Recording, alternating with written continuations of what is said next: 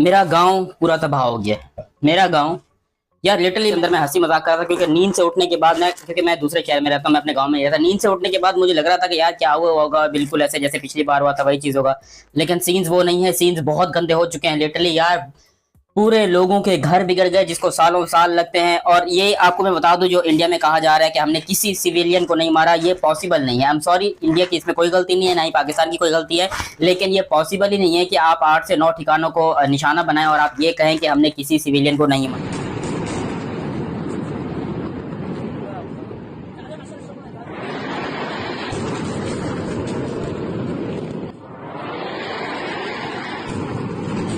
हम लोग जब रात को सो रहे होंगे और सुबह उठे होंगे तो एक बड़ी खबर सुनने को मिली होगी। कल रात आखिरकार जो कुछ हुआ 22 अप्रैल को पहलगाम में, जिसकी चर्चा हो रही थी कब कब कब, तो आखिर एक ऑपरेशन पूरा हुआ। और इस ऑपरेशन में अभी तक जो खबर है वो ये है कि 26 लोगों के मारे जाने की खुद पाकिस्तानी आर्मी ने पुष्टि की है, कंफर्मेशन दिया है। सुबह से आप लोग अलग अलग सोशल मीडिया पर, न्यूज़ चैनल पर एक नाम सुन रहे होंगे, ऑपरेशन सिंदूर। इस पूरे ऑपरेशन सिंदूर की पूरी डिटेल वो हमारी जांबाज महिलाएं देखकर गर्व होता है स्क्रीन पर जब वो आकर इस तरह से ब्रीफ करती हैं। इसके अलावा विदेश सचिव हमारे विक्रम मिस्री, इन तीनों ने एक प्रेस कॉन्फ्रेंस की, उससे पहले एक वीडियो चलाया। हाल में जो भी हमारे ऊपर हमले हुए थे, चाहे वो पार्लियामेंट अटैक हो, 26/11 हो, उरी हो, पुलवामा हो और आखिर में पहलगाम, और उसके बाद पूरी ब्रीफिंग। शुरुआत इस ऑपरेशन के नाम से, ऑपरेशन सिंदूर। ये नाम प्राइम मिनिस्टर नरेंद्र मोदी ने दिया था। प्रोड्यूसर कह रहा है कि आप चुप रहो, मेरी हाँ, ठीक है, बोलो। सबसे पहली चीज सर, 26 सुहाग उजाड़े थे इन्होंने, सिंदूर का बदला ले लिया। उन जो 26 लोगों के सिंदूर इन्होंने उजाड़े थे, उसका बदला ले लिया भारत सरकार ने। और मैंने जब सुबह देखी ये चीज़ें सर, ग्रुप में लगातार चल रही थी और मैं फ़ोन दूर रखा हुआ था रात में सोते टाइम, तो मैंने सुबह उठा के देखा तो मुझे लगा कि आपने अचानक से बोला है कि मैं टाइम्स नाउ निकल रहा हूँ। अरे सुबह क्यों जा रहे हैं ये? फिर अचानक से बोला कुछ तो हुआ है भाई। मैंने फ़ोन चेक किया, मैंने कहा बस बस बस। मैंने तुरंत फ़ोन किया घर को, अंश को, सबको, भाई ऑफिस पहुँचो, चलो आज सेलिब्रेशन का डे, आज सेलिब्रेट करेंगे। चलो, आज न्यूज़ का डे है, जो भी आज हमारे लिए। तो ये भी खबर आई है कि छुट्टियां, भारतीय सेना ने अपने सबकी छुट्टियां कैंसिल कर दी हैं। दोस्तों, 2-3 चीजें नोट करें। कल तक हम ये बोल रहे थे कि सिविल डिफेंस वाले एक्सरसाइज कराएंगे, हूटर बजेगा, आपको किसी को टेबल के नीचे जाना है। सुझाव उन्हीं का था। लेकिन ये नाम जानते हैं क्यों पड़ा? पिछले लगभग कई सालों में आतंकवाद की वजह से हमारे देश में 350 लोगों की जान गई, 800 से ज़्यादा घायल हुए, और इनमें ज़्यादातर मरने वाले मेल थे, पुरुष थे, पति थे। लेकिन एक तस्वीर ने 22 अप्रैल को पहलगाम से जो सामने आई, हर एक के कलेजों को छलनी कर दिया था। वो तस्वीर ही ऐसी थी। हिमांशी नरवाल पहलगाम में बैठी हुई हैं और उनके बराबर में एक लाश पड़ी है। वो शहीद कैप्टन विनय नरवाल की बॉडी थी। कैप्टन नरवाल नेवी में कुछ वक्त पहले उनकी शादी हुई थी। दोनों कश्मीर घूमने गए थे और पहलगाम के हमले में आतंकवादियों के गोली का वो शिकार हो गए। तो कैप्टन विनय नरवाल की बॉडी मारा है। On a serious note, civilians जो हैं वो गए हैं, सिविलियंस गए हैं मेरे अपने गांव में, क्योंकि मैं अहमदपुर ईस्ट से हूं, बहावलपुर अहमदपुर ईस्ट से हूं मैं। और वहां पर जो अटैक्स हुए हैं, लिटरली लोगों के घर तबाह हो गए हैं। लोग इस टाइम के ऊपर रोड पर आ चुके हैं और मैं वीडियोस देख रहा हूं इंस्टाग्राम पे, रील्स पे।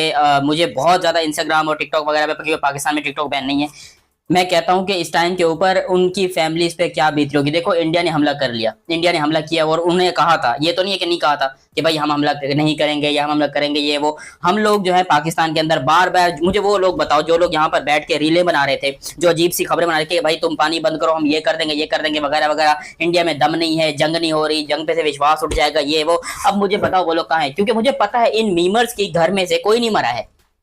ये जो मीमर्स जितने पाकिस्तान में बैठे हैं और नौटंकी कर रहे हैं बैठ के, हम ये कर देंगे वो कर देंगे, भाई इंडिया ने कहा था वो हमला कर, या तो हो ना कि उन्होंने वॉर ना किया हो। तो फिर ये बताओ कि भाई ये लोग बेचारे, इनका क्या, ये जो देखो, मैं कहता हूं आतंकवादियों को एक बार नहीं उसी एक हिमांशी नरवाल की वजह से इस ऑपरेशन का एक नाम जन्म लेता है। और ये उन तमाम विधवाओं के लिए जिनके पति आतंकवाद का शिकार हुए, और इसीलिए ऑपरेशन का नाम रखा गया ऑपरेशन सिंदूर। 6 और 7 मई की रात थी। आज 7 मई के लिए पूरे देश को मॉक ड्रिल के लिए तैयार रहने को कहा गया था। सारा ध्यान मॉक ड्रिल की तरफ था। पाकिस्तान भी ये सोच रहा था कि मॉक ड्रिल है, इसका मतलब है पहले लोगों को तैयार करेंगे सुरक्षा के बारे में, और कम से कम 7 मई तक तो कुछ होना नहीं है। लेकिन यही प्लानिंग कुछ और थी। एक तरफ पूरे देश में मॉक ड्रिल का ऐलान कर दिया गया, खबर पाकिस्तान तक पहुंच गई, और खामोशी से इस मॉक ड्रिल के आगाज़ से, शुरुआत से पहले ही 6 और 7 मई की दरमियानी रात 1:05 से 1:30 के दौरान 25 मिनट 1000 बार मारो, उनकी नस्लें खत्म कर दो, उनकी ऐसी की तैसी कर दो, चाहे वो पाकिस्तान में क्यों ना हो। लेकिन जो सिविलियंस, ये कहना कि जी सिविलियंस नहीं मरे हैं, हमने सिविलियंस पे अटैक नहीं किया, ये कह सकते हो कि हमने सिविलियंस पे अटैक नहीं किया, क्योंकि रॉकेट या मिसाइल जो भी आपने वहां पर मारा, वो देख के नहीं मरता है कि मैं सिविलियंस पे गिर रहा हूं या फिर मैं किसी आतंकवादी पे गिर रहा हूं या किस पे गिर रहा हूं। और यहाँ पर फटे हैं भाई, 1 मिनट के अंदर कोई 21-22 मिसाइल एक ही जगह के ऊपर गिरे हैं, एक ही इलाके के अंदर, भावलपुर में। मैं सुबह से फोन कर करके कभी इसको फोन कर रहा हूँ, कभी उसको फोन कर रहा हूँ कि भाई तुम लोग कैसे हो, भाई तुम लोग कैसे हो। लिटरली लोग कह रहे हैं कि हम परेशान हैं, हम जिए तो कैसे जिए, मतलब हम इससे अच्छा है कि या तो हम फौरन मर ही जाएं। लेकिन वो लोग जिनके हाथ पांव टूटे हैं, जो कि हॉस्पिटल्स में जख्मी पड़े हैं, वो पूछ रहे हैं कि भाई हमारा क्या कसूर था। वो इस टाइम पे चीख रहे हैं कि हमारा क्या कसूर था, हमें क्यों मारा हिंदुस्तान ने भाई। लेकिन हिंदुस्तान में कुछ ऐसे लोग हैं जो कि मेरे कमेंट सेक्शन में भी हैं, और वो बार बार आके जो है मुझे अजीबोगरीब से कमेंट कर रहे हैं और कह रहे हैं कि भाई हैप्पी दिवाली, ये वो वगैरह। भाई हैप्पी दिवाली, अगर आप इसमें खुश, अगर आप सिविलियंस को मार के खुश हैं, आम लोगों को, ठीक है, अगर आप आम लोगों के ऊपर रॉकेट मारे, आप आम लोग को मार के खुश हैं, आप लोग 72 हुरों के पास वो बेचारे अब नहीं जा पाएंगे।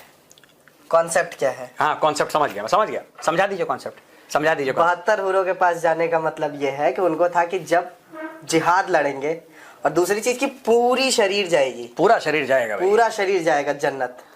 यहाँ तो मारा बम, ये कहीं उड़ा होगा, ये कहीं उड़ा होगा, ये कहीं उड़ा होगा। हाँ, और अब पता है तुम्हें, जेसीबी से लाशें उठा रहे हैं पाकिस्तानी, जेसीबी भर भर के इतने लोग मर गए, कुछ पता ही नहीं लगा कितने लोग मर गए। और अब पाकिस्तानी जो हैं, ये बड़ा ये मैं पता है, मैं चाहता हूँ, मैं एक्चुअली बता रहा हूँ प्रोड्यूसर, मैं ये चाहता हूँ कि पाकिस्तान हमला करे, और मैं फॉर्मली मेजरली राइट प्लेटफॉर्म के थ्रू मैं जनरल आसिम मुनीर से कह रहा हूं कि मेरी रिक्वेस्ट है जनरल साहब, आप भारत पे हमला करें, आप भारत सैन्य ठिकानों पे, हमारे मिलिट्री इंस्टॉलेशन पे हमला करें। बगलियार डैम ने पानी रोका है ना आपका, बगलियार पे मारो मिसाइल। मैं तो चाहता हूं ये कुछ करें, क्योंकि देखो घर तोड़ के तुझे तो फिर ठीक है, हैप्पी दिवाली, मैं भी आपको कहता हूँ कि हैप्पी दिवाली, खुश हो जाओ अगर आप इसमें खुश हैं तो। मगर अगर आपके दिल में थोड़ी सी भी मोहब्बत या इंसानियत बाकी है, जिसे कहते हैं ना, आप कहते हैं ना हिंदुस्तान में सबसे बड़ा जो धर्म है वो इंसानियत का है, तो अगर आपके अंदर इंसानियत बाकी है, तो क्या आप किसी सिविलियन, चाहे वो पाकिस्तान से हो, बांग्लादेश से हो, अफगानिस्तान से हो, दुबई से हो, सऊदीया से हो, फलस्तीन से हो, कहीं से भी हो, आप किसी सिविलियन को मरते हुए देखो या किसी बच्चे को रोते हुए देखो, और आपके दिल में एक थोड़ा सा भी झिझक ना आए ना, तो फिर आप समझ लेंगे इंसानियत मर चुकी है। और यहाँ पर जो पाकिस्तान में लोग इस टाइम के ऊपर जो मरे हैं, लिटरली उनके अंदर मुझे नहीं पता कि कितने लोग क्या बोलते हैं भाई उसको, जैश होता है, तैयबा होता है, पता नहीं क्या क्या होता है। अगर उनमें से कोई मरे हैं तो उनका मेरे को रत्ती बराबर गम नहीं है, भले उनके हाथ पांव टूटे, उनके घर तबाह हो, वो दफन हो जाए, वो मर जाए, उनको आग लग जाए, कोई मसला नहीं। लेकिन अगर पाकिस्तान में कोई बकरी का बच्चा भी इनोसेंट था और वो शहीद हुआ है, तो लिटरली मेरे दिल को इस टाइम पे रोना आ रहा है। और मैं अपने गाँव में लोगों के हाल देखकर रो रहा हूँ, क्योंकि मैं तो कराची में बैठा हूँ, मैं बहुत दूर बैठा हूँ, मैं ऑलमोस्ट 1000 किलोमीटर दूर बैठा हूँ इस एरिया से। Hello guys, welcome to our today's reaction video. कैसे आप सब लोग? आई होप आप सभी लोग ठीक होंगे। दोस्तों, आप सभी जानते हैं, अब दोस्तों ऑपरेशन सिंदूर इंडिया ने चला दिया है दोस्तों, क्योंकि हम सबको पता है पहलगाम अटैक में जो दोस्तों टेररिस्ट थे जो कि पाकिस्तान से थे, उन लोगों ने दोस्तों इंडिया के बेसिकली उन लोगों ने हिंदुओं को मारा था दोस्तों, चुन चुन कर 28 हिंदुओं को मार दिया था। उसके बाद मोदी जी हाथ पे हाथ रखकर तो बैठने नहीं वाले हैं, इसलिए दोस्तों मोदी जी ने रात 1:25 पर इंडिया की आर्म फोर्सेस को ऑर्डर दे दिया था कि भाई हाँ स्टार्ट कर दो फायरिंग। और दोस्तों सर्जिकल स्ट्राइक है भाई, वो सब हुआ बहुत। और दोस्तों आतंकवादियों के 9 ठिकानों पर इंडिया ने दोस्तों मिसाइल्स जो हैं वो फेंक दी है उन ठिकानों पर दोस्तों, उनका भी लॉस हुआ है, उनके आसपास वाले बहुत सारे एरियाज़ का लॉस हुआ है दोस्तों। पाकिस्तानी बहुत ज़्यादा दुखी हैं कि भाई हाँ हमारे पूरे के पूरे जो गांव हैं वो भी बेचारे तहस नहस हो गए हैं इस इंडिया और पाकिस्तान के वजह से दोस्तों। और भाई अभी इंडिया में ज़ोरों शोरों से तैयारी चल रही है वॉर की, क्योंकि भाई वॉर तो देखो होना था और जिसकी शुरुआत आज दोस्तों हो चुकी है। क्या पता ये वॉर जल्दी ख़त्म हो जाए, आगे ना बढ़े दोस्तों, क्या पता ये वॉर बहुत लॉन्ग तक चले, ये अभी किसी को नहीं पता है।